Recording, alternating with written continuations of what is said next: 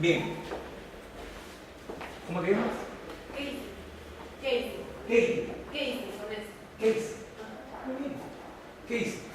¿Dónde trabajas? Estudio. Estudios. ¿Dónde estás estudiando? Eso es una señora. Ya, diseño gráfico. Bien, perfecto. Correcto. Este es un tema interesante. Parece mentira, pero me dice diseño gráfico sí puede. Tiene una vinculación de todas maneras con la actividad comercial. ¿Correcto? De modo tal que este tema, esta sesión, tiene un propósito. Buscar que orientar respecto a esas particularidades que tiene hoy en día, que tienen las sociedades, ¿no? Que se deciden hacer una actividad empresarial, ¿no? Se unen, o no solamente empresarial, puede ser también de tipo social, para que se puedan constituir como tal, ¿no? Ese es el propósito de esta sesión. Entonces decimos aquí el derecho a comunidad desde una visión de la promoción, de la promoción y en este caso y organización empresarial en la producción. ¿Qué es lo que pasa? Puede ser industrial, puede ser social, ¿no? Puede ser de un interés evidentemente económico, ¿no? Hay muchos propósitos, ¿cierto? Sociales, políticos, ¿no? Culturales, ¿no? O sea, empresariales, o sea. Entonces, ¿qué pasa? Nosotros tenemos una ley, la Ley Federal de Sociedades, en este caso es la Ley 26887, que es una ley que regula, en todo caso, el que cómo se organizan y se constituyen las sociedades, ¿no? Para fines empresariales o para actividades económicas en el país, ¿no? Bien, vamos a ver cómo tenemos esta aspecto. Primero, hemos tratado a través de esta lámina de una serie de imágenes representativas, por si acaso no tendré que tratar de eso, ningún problema, pero con los apuntes. Si uno ve esta lámina, encuentra que aquí hay una serie de elementos que son los que, digamos, caracterizan a la actividad comercial en el mundo, y en nuestro país extranjero. Vemos de repente el tema, podríamos decir, de la telemática, ¿no? Las telecomunicaciones de repente, vemos el tema de repente de las relaciones de los individuos, ¿no? Que se asocian, se agrupan en las reuniones de grupos o en conjunto de personas que se reúnen con un propósito de repente económico, social o cultural, etcétera, ¿no? Y vemos el mundo mismo en una serie de interrelaciones, ¿no? Que pueden ser intranacionales o internacionales, ¿no? O sea, hacia adentro o hacia afuera va a depender mucho. Incluso la última experiencia que tenemos de esa marca Perú, por ejemplo, ¿no? Cómo hemos logrado sacar hacia afuera una imagen nuestra, ¿no? Que de repente no era muy común, ¿no? Y empezar a exportar a través de ello una serie de ofertas que generan nuestras economías, desde productos nativos, de repente, ¿cierto? Hasta de repente otro tipo de actividades. Los minerales todavía salen, lamentablemente en brutos no salen como productos manufacturados, pero será un proceso de transformación que en el tiempo tendremos que darnos, como dice, la satisfacción de transformar. Importa generar más turismo. Claro, exactamente. Y aquí, después de esta lámina introductoria, con un propósito, ¿no? Como verás, es un paisaje de nuestra Amazonía, ¿no? Verdaderamente ese nombre todavía le sigue quedando de virgen, a pesar de que hay tanta, digamos, equivocadas decisiones de deforestación, de repente, que hacen de que la tala de repente de determinadas zonas lo vuelva desértico, ¿no? Despoblado y perjudique ese ecosistema que solemos tener. Por eso digo aquí un mensaje de una esperanza de un nuevo amanecer. O sea, todavía que hay cosas por desarrollar como actividades. La que tú decías del ecoturismo, de repente, el turismo de aventura, ¿no? Todavía, de repente hay que desarrollar más eso, de repente explotar la naturaleza per se como tal, ¿no? Más allá de destruirla, ¿no? También para preservarla y conservarla en el tiempo, ¿no? Bien. Y entonces, aquí un dato de lo que es nuestro país, esto es muy importante, son datos interesantes, ¿no? De lo que significa de alguna manera lo que nos caracteriza, ¿no? Por ejemplo, tenemos una población de aproximadamente 30,8 millones, casi 31 habitantes, de los cuales 78% casi aproximadamente son urbanos, cuidado, interesante, y 23% rurales. Este es un dato muy importante, o sea, hay mucha migración del campo a la ciudad, más se han concentrado en las partes urbanas de los pueblos, los distritos, las provincias y las grandes ciudades. La extensión nuestra es 1.285.815 kilómetros cuadrados de extensión. La moneda que la conocemos, el nuevo sol, principales idiomas, el español, quechua y aymara. Religión, hay una libertad de culto, principalmente católica, prevalece la católica. El clima, dice, varía de tropical en la región amazónica a seco en la costa, es de temperado a muy frío en la sierra, como que ya empezó nuestra rigidez en esta temporada de junio, dice que es el tiempo de las heladas, ¿no? Curiosamente, cuando empezamos 1 de junio es temporada de heladas en la sierra, ¿no? Que también nos está cayendo el helado por arriba, porque está haciendo mucha rigidez. Recursos naturales: oro, cobre, plata, zinc, plomo, hidrocarburos, pesca, fosfatos y productos agrícolas son los que nos caracterizan en todo caso a nosotros en el día a día. Bien, este es un dato referente que hemos sacado a diciembre del año 2012. Introducción al derecho comercial. Antecedentes. Para comenzar, no es un tema nuevo, ¿no? La forma más eficiente de transportar bienes era por vía marítima, siendo los fenicios los precursores, dice, de este derecho. En la época de las cruzadas, en Génova, en Hamburgo, Florencia, Rotterdam, etc., se inician, dice, a crear estatutos especiales para el comercio. Qué interesante, ¿no? Cuando la actividad empieza a crecer, se crea la famosa autoridad, el cónsul, ¿no? Se crea como una autoridad para el comercio inter, ¿no? Es como un representante, que viene lo que hoy día conocemos como los famosos consulados, ¿no? Un cónsul era un título especial, un representante para las actividades de negocio, de comercio inter países reinados. Teniendo potestad administrativa e interpretación, aplicándose, le dice, paulatinamente los principios constitucionales, se desarrolló el derecho comercial. A través de ello, fue las primeras experiencias y fue evolucionando este concepto del comercio en todo caso, ¿no? Mira, ¿de cuándo data? Desde los fenicios, ¿no? Desde la antigüedad, totalmente. Dice, el Código de Comercio del año 1902 se divide en 4 libros: de los comerciantes y del comercio general, del contrato especial de comercio, del comercio marítimo, de la suspensión del pago de las quiebras y de las prescripciones. Se dice que se suprimió el libro de la jurisdicción mercantil. El Código de Comercio de 1902 se apoya en 2 bases fundamentales: la independencia del derecho comercial frente al derecho civil y el sistema objetivo para la votación de la materia mercantil. Se considera no la condición de las personas como comerciantes para delimitar la materia mercantil, sino la naturaleza de los actos y operaciones mercantiles. O sea, no tiene que ver las personas, sino lo que realmente se comercia, ¿no? De los elementos, ¿no? Los bienes en este caso, ¿no?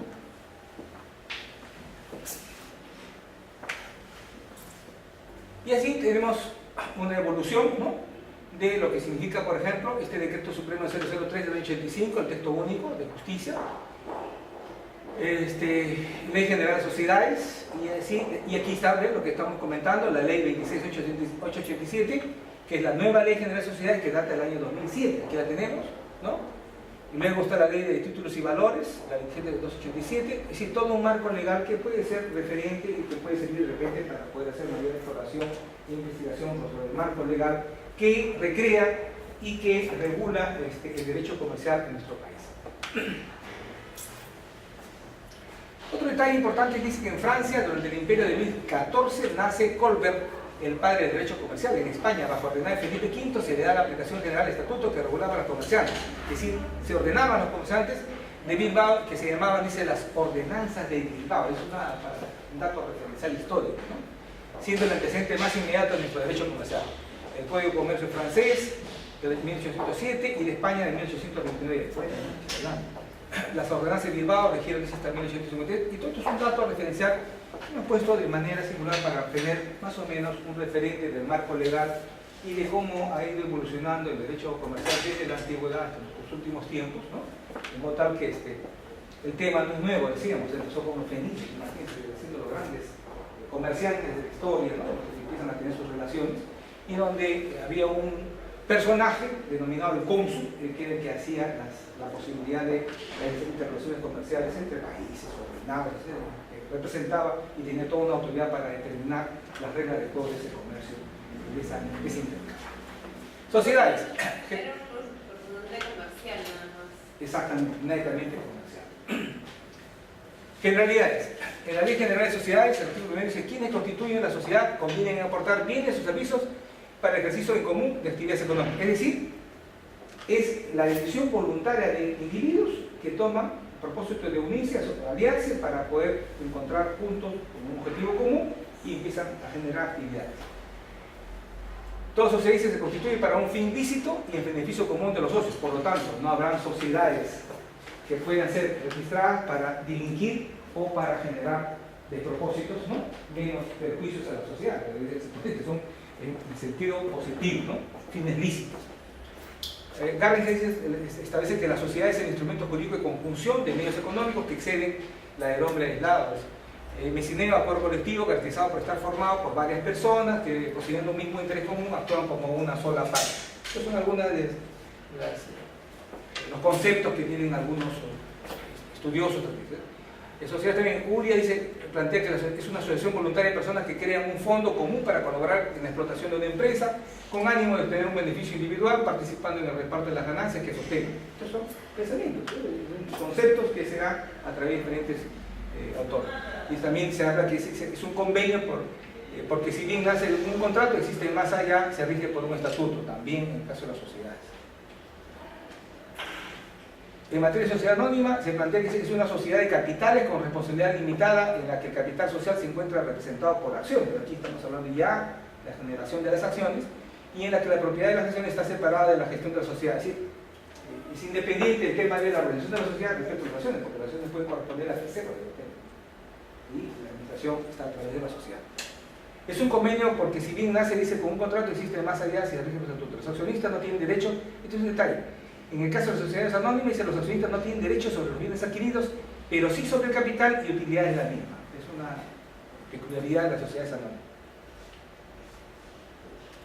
Sus principales rasgos son sociedades de capitales, se forman por los aportes de los socios, hay división de capital en títulos negociables denominados acciones, la responsabilidad limitada, los socios no responden personalmente por las deudas sociales, responde la sociedad, ¿no?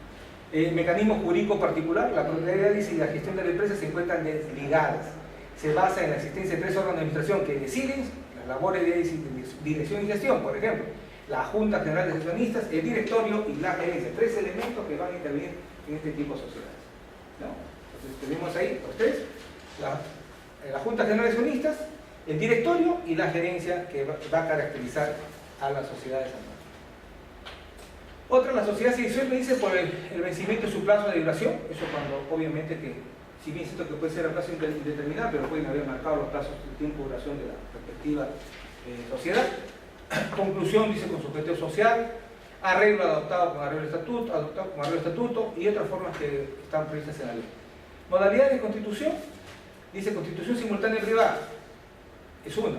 La otra, constitución por suscripción pública en forma sucesiva mediante oferta a terceros. Aquí existe un proceso previo regulado por la ley, que tiene por objeto reunir a los socios que suscriban y paguen las acciones. Aquí el detalle es que tienen que pagar el valor de las acciones de la nueva sociedad. Solo después de culminado el proceso se puede otorgar la minuta y la escritura pública de constitución. Si no, no se puede elevar a escritura pública porque simplemente no se habría honrado el valor de las acciones que son las que tienen que ser pagadas. En la sociedad anónima, el capital social está vinculado a las aportaciones, ¿no?, que son las contribuciones que realiza un socio a favor de la sociedad para la consecución del fin social. La aportación puede consistir en dinero o en bienes, eso es independiente. Puede ser que alguien aporte de repente como bienes de capital, computadoras, infraestructura, locales, mobiliario, ¿no? E incluso a veces se aporta tecnología, ¿no? El famoso el know-how, como es el negocio, a veces puede ser parte del aporte, tiene un valor para la empresa, ¿no? Se inscribe como un capital. De repente el software específicamente, ¿no?, que tiene un valor específico, se puede aportar también como un capital. O sea, hay varias formas. O sea, no siempre es el dinero, ¿no? También pueden ser aportes de bienes, ¿no?, fungibles, ¿no?, tangibles o intangibles. En el caso del software es un intangible. Nadie mira el software, pero ahí está el software, ¿no? Sí ves de repente el carro, el camión que se aportaba, pero el software, ¿quién lo ve? Solamente lo ve cuando procesa, porque está en todo caso en fórmulas y en códigos matemáticos. Dice que se presenta informe de valorización cuando la sociedad se constituye con aportes no dinerarios o aumenta su capital con esta clase de aporte. Esta debe contenerse la descripción del bien o del hecho claro. Cuando uno hace este tipo de aportes, debe describirse, detallarse qué cosas es lo que realmente se aporta. Porque si no puede quedar eso a la imaginación. La comprobación de efectividad de los aportes. El aporte debe insertarse en la escritura pública, el documento expedido por el banco financiera que haga constar su abono, ¿sí? A ver qué entidad financiera se hacen los respectivos. Estamos hablando de sociedades anónimas, cómo van caracterizándose sus actividades, cómo se incrementa el capital, cómo se constituye, que realmente los socios aportan, ¿no? Porque hay toda una serie de medios de verificación. Aportes, títulos y valores o documentos de crédito a cargo del socio aportante, igual que el anterior. Aporte de bienes registrados. Inscripción de la transferencia a favor de la sociedad en el registro respectivo, claro. Yo puedo decir que aporto de repente un bien inmueble, ¿qué le parece, no? Un edificio de 10 pisos como capital a la sociedad, pero no le he transferido. Y dice, aporto de verbo, pero en registros públicos sigue apareciendo el nombre y no está transferido la propiedad. Entonces es importante la transferencia, ¿no? Que venga a aparecer en los registros con las partidas electrónicas correspondientes que acreditan que el bien ha pasado a la sociedad. Exactamente, ¿no? Igual pasa con los propios vehículos, ¿no? Si oye, pongo un camión, una flota, pongo yo, pero ¿de qué sirve declararlo si no está pues incorporado como parte del patrimonio? Es decir, si no ha sido transferido vía registros, ¿no? En este caso, de la propiedad vehicular, ¿no?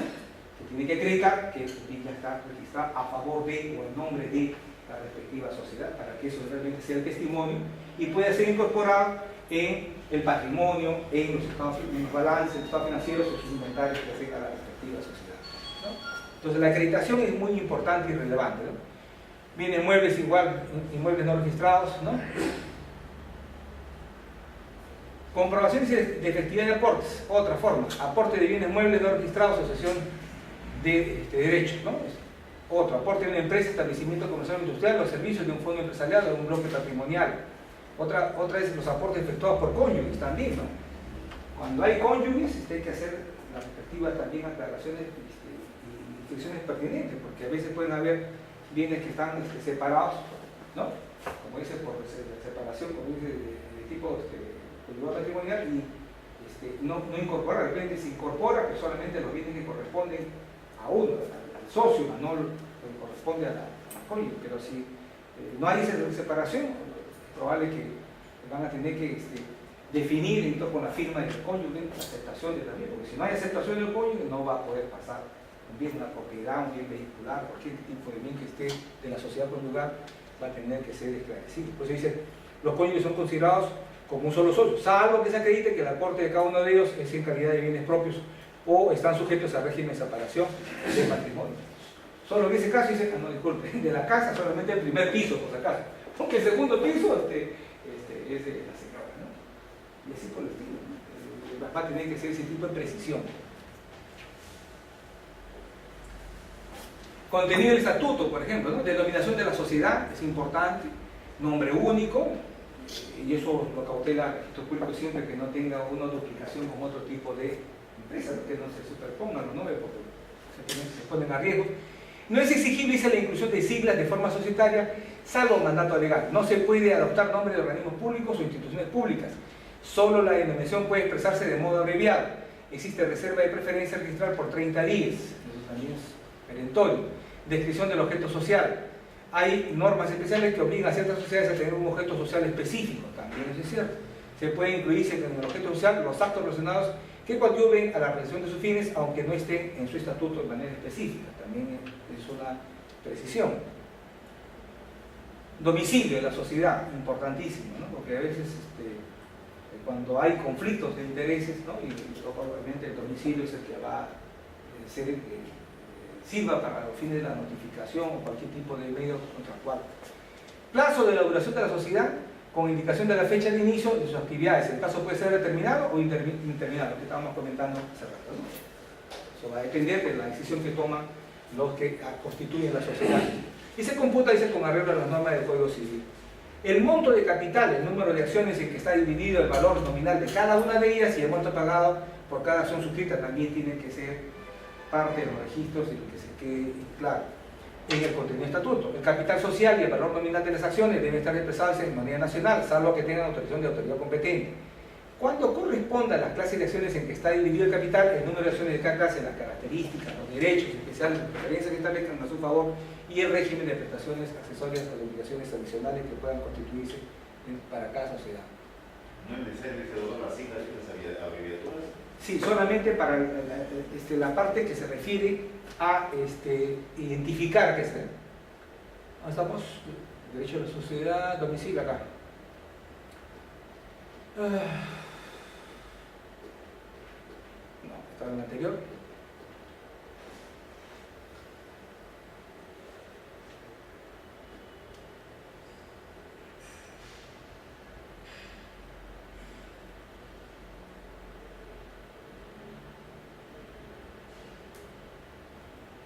Acá está. Dice, solo la denominación puede expresarse de modo abreviado. Lo que quiere decir es que usted no puede constituir una empresa como un nombre, se me ocurre a mí, por decir algo, ¿no? Se me ocurre un nombre. Privatito, ¿no? La sociedad, ¿no? Tiene que poner un nombre expreso, ¿no? Puntual. Solamente lo que representa la empresa puede ser abreviado. Tengo una empresa, una consultora, que dice centro de estudios, que no sé cuánto. Tengo que poner todo el nombre completo. Y solo puedo utilizar como un valor agregado a la escritura lo que representa CELAP, se llama el consultor. Y ese nombre está ya registrado, ¿no? Está en el registro público y esa es la prerrogativa. Nadie más puede utilizar esa denominación ni ese nombre, ¿no? Pero yo no puedo ver escrito solamente como CELAP. Yo quiero que mande CELAP. No, completo. Y entre paréntesis puede ser la paréntesis o un guión adicional que significa a veces la marca. Pero comercialmente no ya lo puedo utilizar solamente la abreviatura. Por supuesto, al final, como abreviación del nombre, que no escribirse como una abreviatura, no lo van a aceptar. Casi parte de las empresas están registradas así. Todos tienen un nombre. Todos tienen un nombre completo y lo que pasa es que utilizan más el nombre de marca, ¿no? O sea, la sigla que la sigla. Entonces, si tú vas a escribir, no se llama sociedad, no se llama grupo corporativo, no, pero su nombre comercial es Corsa. El nombre real es corporación, que no tiene un nombre, de repente. El nombre comercial es la abreviatura, a eso se refiere. Solo la denominación, ¿no? Esa puede empezarse de modo abreviado.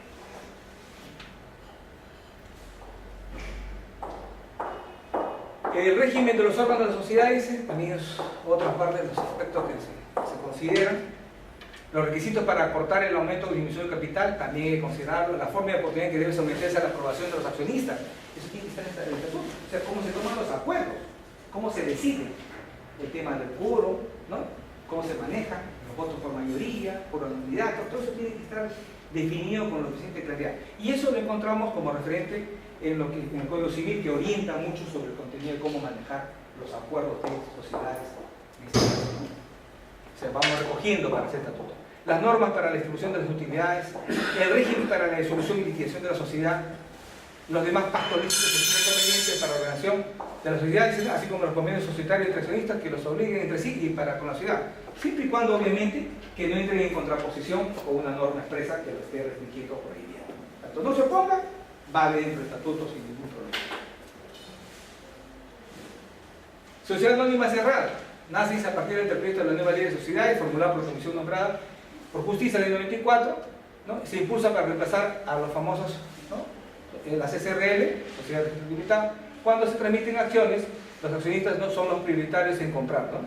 Y su composición de 2 a 20 como máximo se les exige que usen sociedad o SAC específicamente como denominación. Sociedad anónima abierta, mínimo 750 y sin límite máximo, ¿no? Y hay otro tipo de características. Este tipo de sociedades se recurre al ahorro público con el fin de llevar adelante sus objetivos. Clásica imagen es el corredor de bolsa, siendo esa la mejor prueba de la facilidad de venta, se encuentra supervisada por la CONACEP, que es la que controla este tipo de sociedades. Es una particularidad. Ya estamos hablando de manejo de sus acciones a través de bolsa, específicamente en el caso de sociedades anónimas. Y ahí, como decíamos al comienzo, la sociedad es una y las acciones de repente pueden estar en manos de terceros, ¿no? No hay problema, que son los que hacen la inversión. Pero las sociedades son muy más abiertas, ¿no? Abiertas. Sociedad comercial de responsabilidad limitada. Los socios solo corresponden, dice, por el monto de sus aportes, no por todos. Que aportaron, por eso responden. Capital social formado por participantes acumulables e indivisibles. El 20% puede convocar a reuniones, si lo quieren pertinente, pueden demandar la convocatoria, ¿no?, de una reunión como el 20% de la representación. Duración determinada o indeterminada según lo que se haya acordado en el directorio. No poseen acciones como títulos negociables diferentes a la SAC. Esa es la diferencia. Al constituirse, el 25% debe estar depositado en el sistema financiero y debe figurar en escritura constitutiva específicamente. La resolución dice que está constituida en acciones ni puede tampoco ser incorporado en títulos valor, ¿no?, capital. La administración puede estar a cargo de uno o más gerentes que pueden o no tener la calidad de los socios. O sea, no necesariamente los gerentes tienen que ser socios, pueden ser incorporados también de manera externa, ajena, en este caso, a la condición de los socios. No está condicionado que tengan que ser los socios. Los gerentes pueden ser separados de su cargo según acuerdo adoptado por mayoría simple de capital social, excepto cuando tal nombramiento hubiese sido condición de pacto social, en cuyo caso solo podrán ser removidos judicialmente y por dolo, culpa o inhabilidad para ejercer. Esto es una particularidad de cómo se pueden remover en todo caso los gerentes en este tipo de sociedades. La administración de la sociedad está en manos del gerente, que es el que asume la representación y la representatividad legal de ese tipo de sociedad. El órgano supremo es la Junta General de Socios. Es obligatoria la convocatoria de la Junta cuando así lo soliciten los socios que constituyen la quinta parte del capital social. Hablando del quinto, pero del capital social. El peso ahí es el poder económico, ¿no? Con la quinta parte pueden convocar, en este caso, a las juntas. Estipulaciones del pacto social.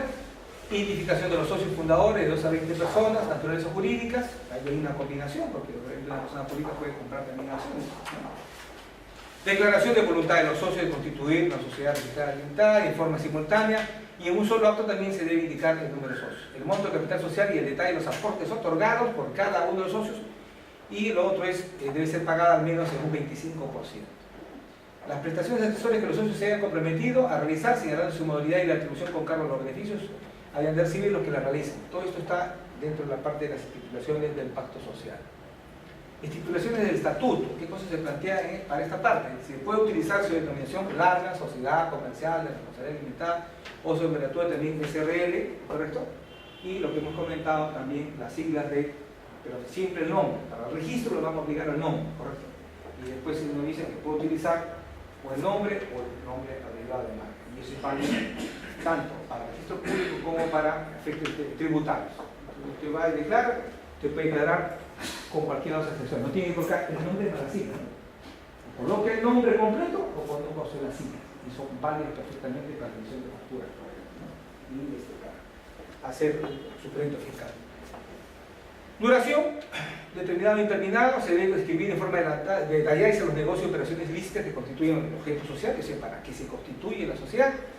Las solemnidades que deben cumplirse para el aumento y reducción del capital social, señalando el derecho de preferencia que pueden tener los socios. Se debe determinar la forma y manera como se expresará la voluntad de los socios, siempre y cuando sea establecida por los socios que representen la mayoría. Y eso tiene que ver con las reglas que estamos comentando de cómo se ejerce el poder votante, cómo se toman los acuerdos y cuáles son las prerrogativas que van a tener como derecho quienes forman parte de la sociedad en su condición de socios específicamente. Estipulaciones, otras del estatuto, reglas y procedimientos que a juicio de los socios sean necesarios o convenientes para la organización y funcionamiento de la sociedad. Y eso es un poco lo que estamos queriendo darle relevancia en esta sección, ¿no? Todo esto sirve para qué? No solamente, entre comillas, para constituirse como una sociedad dentro del aspecto que puede ser comercial, industrial. Comentamos que la sociedad también puede tener fines culturales, ¿no? Sociales, de otra naturaleza de tipo económico, sino que también en el caso de las sociedades nos interesa también ver que esto constituye el primer eslabón para organizarse. Cuando estamos hablando, por ejemplo, del caso de las sociedades, ¿no? Estos tres elementos, ¿no? La junta de accionistas, ¿no? El directorio, ¿no? Y la gerencia, ahí hay 3 elementos ya de organización elementales que van a caracterizar a la institución, la empresa, la asociación, en este caso la sociedad correspondiente, ¿no? Dice, la forma de oportunidad de la convocatoria, la celebración de las juntas generales, así como la representación de los socios, se regirá por las disposiciones de la sociedad anónima que en cuanto le sean aplicar. También eso es una cautela, ¿no? No es que libre albedrío, no, hay una cautela, hay normas para lo que significa las sociedades anónimas de manera específica. La sociedad colectiva, por ejemplo, ¿no? Tiene plazo, dice, fijo de duración, y que es una ya diferencia, ¿no? A manera diferenciada de lo que hemos venido comentando, ¿no? Plazo indeterminado, ¿no? Aquí ya se marcan muy puntual, dice, ¿no? Plazo fijo de duración, prórroga unánime de los socios, es típico del aporte de servicios, los socios responden